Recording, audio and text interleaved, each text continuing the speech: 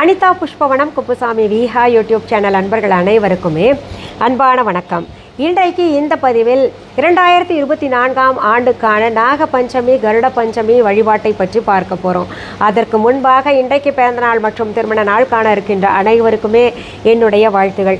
உங்களுடைய வாழ்க்கையில் நீங்கள் அனைத்து நலங்களும் வளங்களும் கிடைக்கப்பெற்று நீடூழி வாழணும்னு நான் அம்மன் கிட்ட பிரார்த்திக்கிறேன். இந்த காணொளியை காண்கின்ற அனைவருக்குமே இந்த நாள் இனிய நாளாக அமையட்டும்.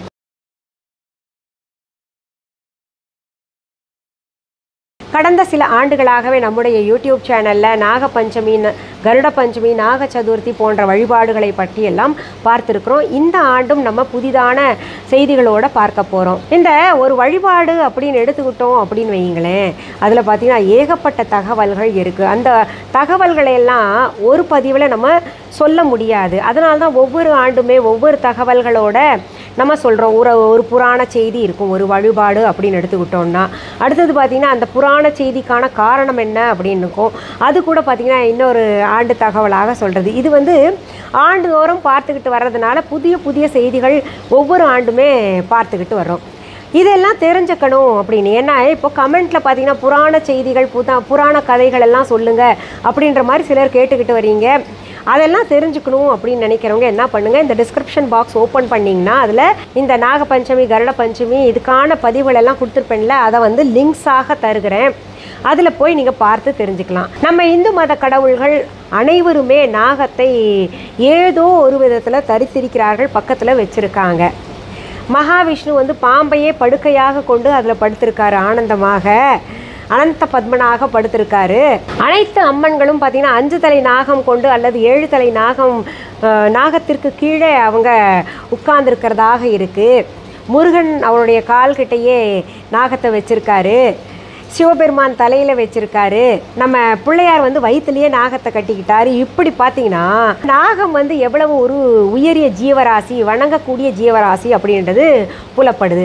இதை பற்றி நம்ம சொல்லணும்னா நிறைய தகவல்கள், நம்முடைய உடம்புலேயே நாகம் போன்று நம்முடைய குண்டலினி சக்தி படுத்திருக்கு அப்படின்றதெல்லாம் இருக்குது. நிறைய செய்திகள் அதை பற்றி நம்ம பேசலாம். அது ஒவ்வொரு தகவல்லையும் நான் உங்களுக்கு சொல்கிறேன், நீங்கள் தான் ஞாபகப்படுத்தணும். சரி, இந்த நாகப்பஞ்சமி கருட பஞ்சமி அனைவருமே செய்யலாமா, இதனால் பலன்கள் என்ன கிடைக்கும் அப்படின்னு நீங்கள் கேட்கலாம் இல்லையா? அது என்னன்னு பார்த்துடலாம். வாழ்க்கையில் ஒவ்வொருத்தருக்கும் ஒவ்வொரு விதமான பிரச்சனைகள் இருக்கும். அந்த பிரச்சனைக்கான காரணங்கள் என்ன அப்படின்னு தேடணுன்னா சிலருக்கு அது என்ன அப்படின்னு புரிஞ்சிடும், அந்த முடிச்ச அவுத்து விட்டுருவாங்க இல்லையா? நிறைய பேர் பார்த்திங்கன்னா என்ன பிரச்சனையினே தெரியலையே, நம்ம நல்லவங்களாக தான் இந்த ஜென்மத்தில் வாழ்ந்துக்கிட்டு இருக்கிறோம், ஏன் இவ்வளோ அவஸ்தைப்படுறோம் அப்படின்னு எல்லாம் நம்ம பார்த்தோம்னா ஜாதகத்தை கொண்டு போய் காமிப்போம். சிலர் சொல்லுவாங்க நாகதோஷம் இருப்பும்பாங்க, சிலர் காலசர்ப்ப தோஷம், சிலருக்கு ராகு கேத்து தோஷம், இந்த மாதிரி நிறைய தோஷங்கள் சொல்லுவாங்க. சிலர் என்ன சொல்லுவாங்க, நீ கடந்த ஜென்மத்தில் இல்லாட்டி இந்த ஜென்மத்திலேயே உனக்கு தெரிஞ்சும் தெரியாமலேயும் நாகத்தை நீ அடித்து கொன்னுட்ட அப்படின்னு சொல்லுவாங்க. அது கூட தோஷமாக மாறும். அந்த தோஷத்தை எல்லாம் போக்கணும்னா நாக வழிபாடு மேற்கொள்ளணும் அப்படின்னு எல்லாம் சொல்லியிருப்பாங்க. இதில் ஒரு விஷயத்தை தெரிஞ்சுக்கோங்க, நாகத்தை நம்ம தெரிஞ்சோ தெரியாமலோ கொன்னுட்டோம் அப்படின்னு வைங்களேன், அந்த நாகம் லேசில் விடாது. நாகம் ரொம்ப ஞாபக சக்தி படைச்சது.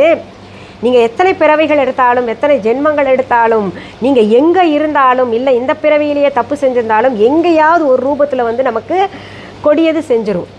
அதனால் நாகத்தை சாதாரணமாக நீங்கள் நினச்சிக்காதீங்க. நம்ம சரிங்க, நாகதோஷம் இந்த ராகுகேத்த தோஷம் எல்லாம் இருந்துச்சுன்னா கோயிலுக்கு போயிட்டு வரலாம், காளஹஸ்தி கோயிலுக்கெல்லாம் போயிட்டு வரலாம். நிறைய வழிபாடுகள் இருக்குது. நாகப்பீடத்தை வச்சுக்கிட்டோன்னா, அதாவது நாகரையே நம்ம கொண்டு போய் வச்சு அந்த தோஷங்கள் எல்லாம் கழித்து கொள்ளலாமே அப்படின்னு நினச்சிங்களா, அதுவும் செய்யணும். அதே சமயத்தில் வருடத்தில் இப்படி ஒரு வழிபாட்டிற்கான நாள் இருக்கும்போது நம்ம வழிபாட்டை மேற்கொள்ளணும். சரி, இந்த நாகதோஷம் எல்லாம் இருந்ததுன்னா என்னங்க ஆகும் அப்படின்னு கேட்டிங்கன்னா, என்ன ஆகுமா, எல்லாமே ஆகும். எல்லாமே தப்பு தப்பாக தான் நடக்கும். அதாவது காலசர்ப்ப தோஷம், ராகு கேது தோஷம் அல்லது நாகதோஷம் இதெல்லாம் இருந்ததுன்னா என்ன நடக்கும்னா, குழந்தை இருக்காது, கணவன் மனைவிக்குள்ள ஒற்றுமை இருக்காது, திருமண தடை ஏற்படும். இன்னும் சொல்லணும்னா கணவன் மனைவியை பிரிச்சே விட்டுரும். இந்த நாகதோஷம் எல்லாம் இருந்ததுன்னா நல்ல வேலை அமையாது, நல்ல நிலம் அமையாது. இந்த மாதிரி நமக்கு எதிரான விளைவுகளை எல்லாம் இந்த நாகதோஷம் இருந்தால் ஏற்படுத்தி கொடுக்கும். அதனால இந்த நாகப்பஞ்சமி கருட பஞ்சமி நாளில் நம்ம நாகர் வழிபாடு செய்து நம்முடைய எதிர்கால சந்ததியினர் நல்லா வாழணும் அப்படின்றத மனசில் வச்சுக்கிட்டு இந்த வழிபாட்டை மேற்கொள்ளுங்க. முடிஞ்சவங்க செய்யுங்க, நம்பிக்கை இருக்கிறவங்க செய்யுங்க. இல்லை முடியல நம்பிக்கை இல்லை அப்படின்றவங்க தவிர்த்து விடலாம்.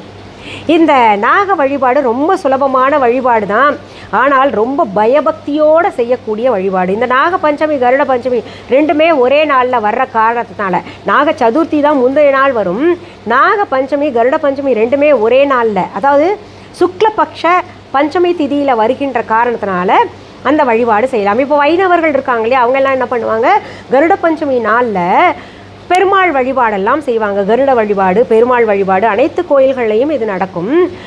இது வீட்டில் செய்கிறவங்க கூட செஞ்சுக்கலாம். பெருமாள் வழிபாடு செய்யணும் அப்படின்னு நினைக்கிறவங்க செய்து கொள்ளலாம். வைணவர்கள் தான் செய்யணும் அப்படின்றது கிடையாது.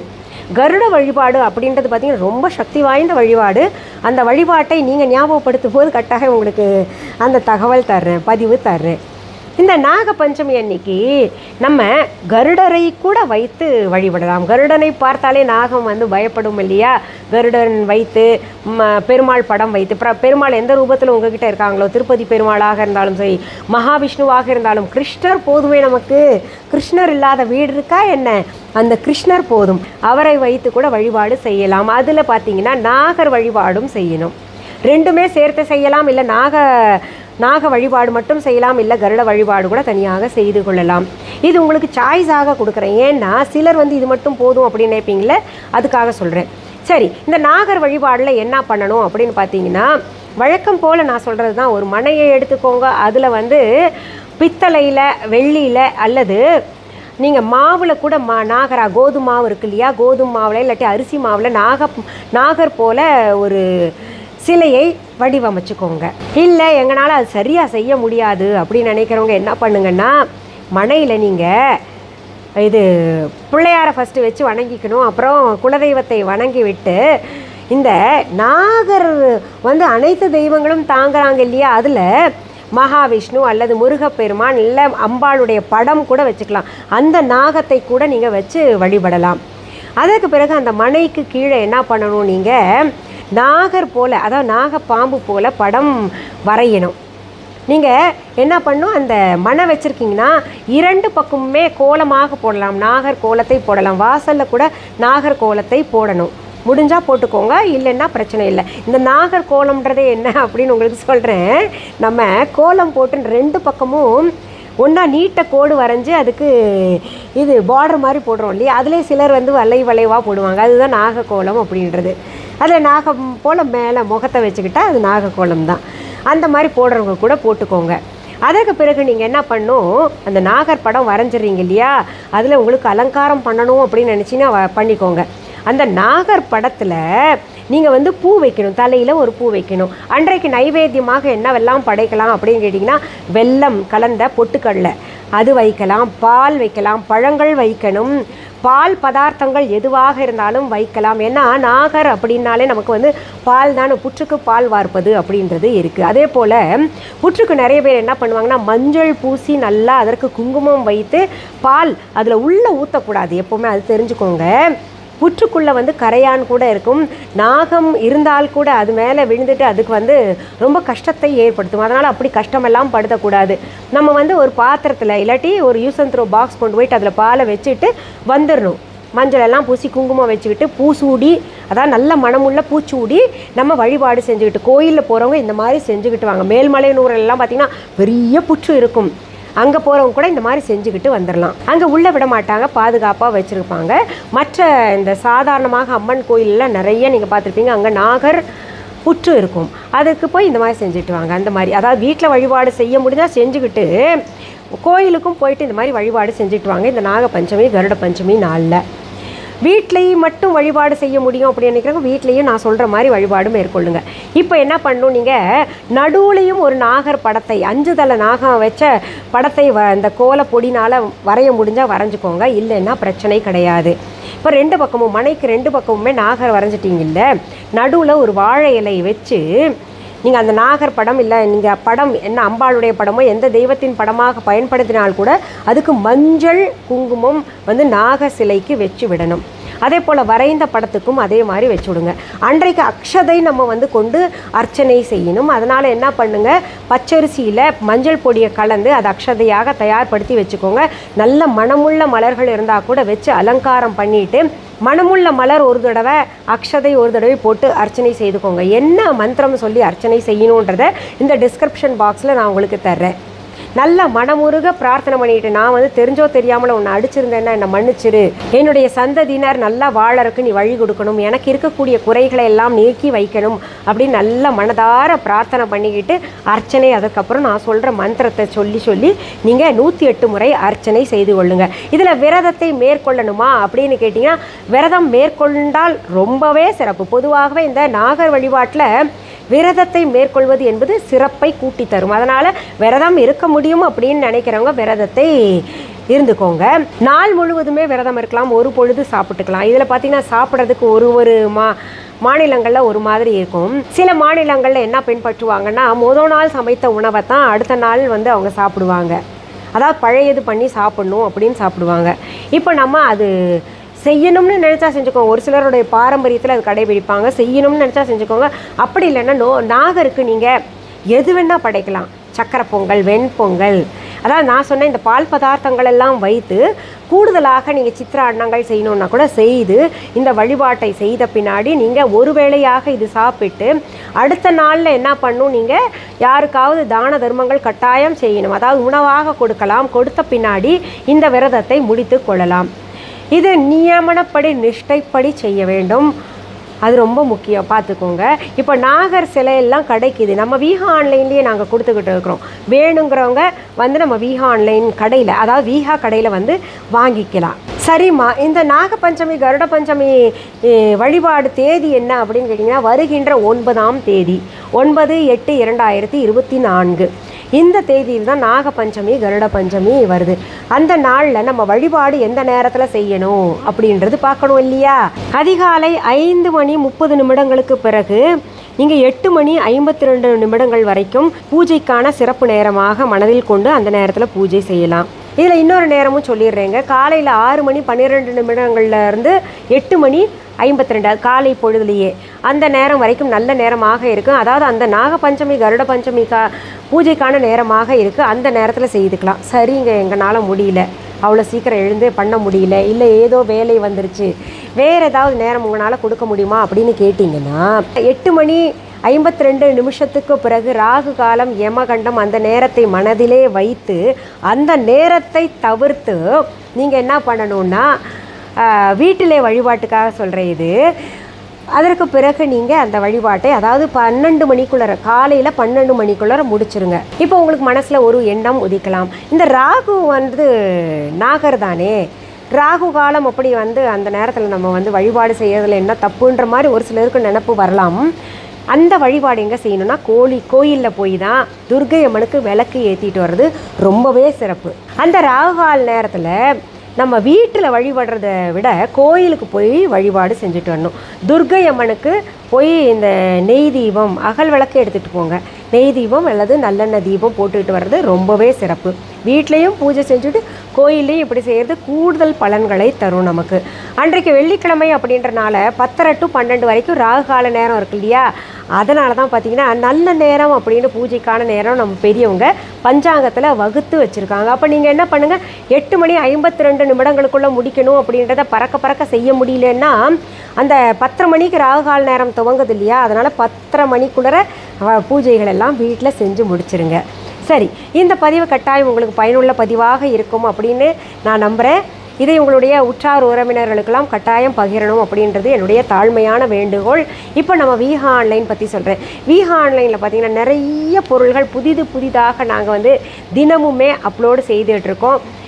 நீங்கள் விரும்புகின்ற பொருள்களை தான் நாங்கள் கொடுத்துக்கிட்டு இருக்கோம். 100% ஆர்கானிக் பொருள்களை நான் கொடுத்துக்கிட்டு இருக்கிறேன். அதாவது கிராசரிஸ் அப்படின்னு எடுத்துக்கிட்டிங்கன்னா அதையும் கொடுத்துக்கிட்டு இருக்கேன். 100% ஆர்கானிக், பூச்சி மருந்து அடிக்காத பொருள்கள் தான் விற்பனைக்கு கொடுத்துக்கிட்டு இருக்கேன். அதே போல் பார்த்திங்கன்னா ஸ்கின் சம்மந்தப்பட்ட சோப்ஸ் எல்லாம் தயாரிக்கிறது 100க்கு 200% ஆர்கானிக் தான். எந்த கெமிக்கலும் நான் கலக்கிறது இல்லைங்க. அதனால் அதை புரிந்து கொண்டு நீங்கள் வாங்கி பயன்பெறணும். சரிங்க, நாங்கள் புதுசாக இன்றைக்கி தான் உங்கள் வீடியோ பார்க்குறோம். வீஹா ஆன்லைன்னா என்ன அப்படின்னு கேட்டிங்கன்னா, எங்களுடைய ஆன்லைன் ஷாப் நான் நடத்திக்கிட்டு வரேன். எங்கள் குடும்பத்தினர், என் கணவர், என் பிள்ளைங்கள்லாம் சேர்ந்து நடத்திக்கிட்டு வரோம். எங்களுடைய விஹா ஆன்லைன் ஷாப்பிங் ஆப்பை இது வரைக்கும் டவுன்லோட் பண்ணாதவங்க உடனே தம்ப்நெயிலில் கொடுக்கப்பட்டிருக்கின்ற விஹா ஆன்லைன் அப்படின்னு ஸ்பெல்லிங் பார்த்துட்டு ப்ளே ஸ்டோர் அல்லது ஆப்பிள் ஸ்டோரில் போயிட்டு டெக்ஸ்ட் பண்ணுங்கள், டவுன்லோட் பண்ணிக்கோங்க. டவுன்லோடு செய்த பின்னாடி நீங்கள் பார்க்க வேண்டியது மிஸ்ஸஸ் அனிதா குப்புசாமிஸ் விஹா ஆன்லைன் அப்படின்னு இருக்கான்னு பார்த்துக்கோங்க. இது தவிர பார்த்தீங்கன்னா எங்களுடைய viha.online என்கின்ற இ-காமர்ஸ் வெப்சைட்லேயும் பொருள்கள் வேணும் பார்க்கணும் அப்படின்னா பார்த்து கொள்ளலாம், வாங்கி கொள்ளலாம். இந்த பொருள்களை நேரில் பார்த்து வாங்கணும் அப்படின்னு நினைக்கிறவங்க சென்னை ராஜா அண்ணாமலைபுரத்தில் இருக்கக்கூடிய எங்களுடைய விஹா கடைக்கு வாங்க. எங்களுடைய கடைக்கான அட்ரஸ் மற்றும் எங்கள் கடைக்கு வர்றதுக்கு ரூட் மேப் லிங்க் எல்லாம் பார்த்தீங்கன்னா இந்த டிஸ்கிரிப்ஷன் பாக்ஸில் தரப்பட்டிருக்கு. அதை பார்த்து நீங்கள் வரலாம். இதில் சில முக்கியமான விஷயங்கள் சொல்கிறேன். எங்களுடைய பொருள்கள் எங்களுடைய viha.online இ-காமர்ஸ் வெப்சைட் தவிர, எங்களுடைய விஹா ஆன்லைன் ஷாப்பிங் ஆப் தவிர, எங்களுடைய விஹா கடையை தவிர வேறு எந்த இ-காமர்ஸ் வெப்சைட்லேயோ வேறு எந்த ஆன்லைன் ஷாப்பிங் ஆப்லேயும் வேறு எந்த கடையிலையும் எங்கள் பொருள்கள் கிடைக்காது. நான் பார்த்தீங்கன்னா 100% ஆர்கானிக் பொருள் எல்லாம் தயாரித்து கொடுத்துட்ருக்கேன். இந்த பூஜை பொருள்களை நிறைய பேர் பயன்படுத்தி ரொம்ப மனமாக இருக்குது, தூய்மையானதாக இருக்குது, சுத்தமானதாக இருக்குது அப்படின்லாம் சொல்கிறீங்களே, அதெல்லாம் பார்த்திங்கன்னா நான் தான் பெரும்பாலும் தயாரிச்சுக்கிட்டு இருக்கிறேன். அதனால் நீங்கள் என்ன பண்ணுங்கள், வேறு எங்கேயாவது என்னுடைய விஹா பெயரை பார்த்துட்டு இல்லை இந்த மாதிரிலாம் வரும், அதனால தான் நான் சொல்கிறேன், அப்படி பார்த்துட்டு என்னுடைய பொருள்கள்னு நீங்கள் ஏமாந்து வாங்கிடக்கூடாதுன்றதுக்காக தான் திரும்ப திரும்ப ஒவ்வொரு பதிவிலேயும் சொல்லிக்கிட்டு இருக்கேன். சரி, மீண்டும் அடுத்த பதிவில் வேறு ஒரு நல்ல தலைப்போடு உங்களெல்லாம் சந்திக்கிறேன். அது வரைக்கும் நன்றி கூறி விடைபெறுவது அனிதா குப்புசாமி. நன்றி, வணக்கம். அன்பான வாடிக்கையாளர்களே, உங்கள் விஹா ஸ்டோரில் பூஜை பொருட்கள், சிலைகள், ராசிக்கற்கள், வாஸ்து பொருட்கள், விதைகள், பாரம்பரிய அரிசி வகைகள், சிறுதானியங்கள், ஆர்கானிக் பொருட்கள், மூலிகை எண்ணெய், மளிகை பொருட்கள், மரச்செக்கு எண்ணெய், மரப்பொருட்கள், வெள்ளி ஆபரணங்கள், கிஃப்ட் ஆர்டிகல்ஸ், காட்டன் மற்றும் பட்டு புடவைகள், காட்டன் சுடிதார்கள், பட்டு பாவாடை, குழந்தைகளுக்கான விளையாட்டு பொருட்கள், ஹை குவாலிட்டி இமிடேஷன் நகைகள், வீட்டு உபயோக பொருட்கள், ஜூட் பேக்ஸ், ஹேண்ட்மேட் சோப்ஸ், அழகு சாதன பொருட்கள், சிறுதானிய பிஸ்கெட்டுகள், ஹோம் அப்ளையன்சஸ், இன்னும் பற்பல பொருட்கள் விற்பனைக்குள்ளது. விஹா ப்ராடக்ட்களை நீங்கள் வாங்க விரும்பினால் அது எங்களுடைய viha.online வெப்சைட் மற்றும் சென்னை ராஜா அண்ணாமலைபுரத்தில் உள்ள எங்கள் விஹா ஸ்டோரில் மட்டுமே கிடைக்கும் என்பதை தெரிவித்துக் கொள்கிறோம். வேறு எந்த ஆன்லைன் வெப்சைட்களிலும் விஹா ப்ராடக்ட்கள் விற்பனைக்கு கிடையாது என்பதை நீங்கள் கவனத்தில் கொள்ள வேண்டும். எங்கள் விஹா ஸ்டோரின் விலாசத்தை கண்டறிய கூகுள் மேப்ஸில் விஹா ஸ்டோர் என்று டைப் செய்தால் வழியை கண்டறியலாம். www.viha.online வெப்சைட்டிலும் விஹா ஸ்டோரின் அட்ரஸ் உள்ளது.